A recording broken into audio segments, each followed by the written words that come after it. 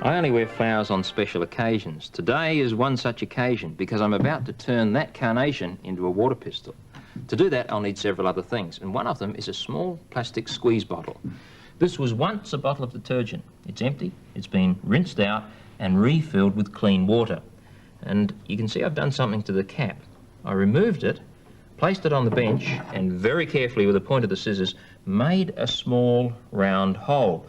Now I did that very carefully and I kept checking it until I found that it was just a little bit smaller than the diameter of this plastic tubing. The plastic tubing can be bought cheaply from a craft store for a few cents. And you'll notice that the length of plastic tubing goes from the flower down to my side pocket. And in a moment it'll be underneath my jumper so you won't see it. Before I do that, however, there's something else I must do with the plastic tubing, and that's restrict the size of the opening at one end. To do that, what you do is take a piece of eraser and cut a little plug from it, there we are, and then jam that in one end so that it blocks about 3/4 of the opening. Well, you can see I've done that. That means that any water coming through the tubing will be forced out in a jet. And what I'm about to do, as I said, is to make this into a water pistol, and I want it to squirt as far as possible. Now the next thing I have to do is actually insert that tubing into the flower. That's really quite easy to do if you use a flower such as a carnation, because you can conceal the tubing. First of all, you'll need to slice down through the flower by carefully poking the scissors through there and just cutting through the petals. There we are, down to the base of the flower. And then you can insert the tubing up through that slice until it emerges somewhere near the centre of the flower. Now if you choose the colour of your tubing carefully, for example by using clear tubing or green tubing as I have, or tubing which is the same as the colour of the petals, chances are your victim won't see it.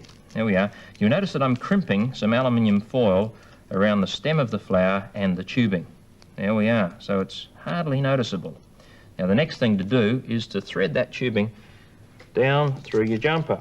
Now my jumper has an open weave so I can push the tubing down there without damaging the material. Keep pushing it through till you find it down the other end. Pull it all the way down so that the tubing is almost concealed, and then using a safety pin put the flower back in position and then start working on the other end. Now the first thing you'll need to do there, of course, is to push the tubing through the lid of the bottle, pull enough through so that it goes almost to the bottom of the bottle, and then screw the bottle onto the lid. There we are, and the whole thing should fit into your side pocket. There we are, there. Now make sure there are no kinks in the tubing. It's hidden by your jumper or sweater. Put your hand around the bottle and wait for a victim to come and smell your flower. Hello, Rob. I have a carnation. Like to smell it? Splendid. Thank you. So it is a water pistol, but not a very accurate one. I'd have trouble hitting Rob at a distance of 2 metres.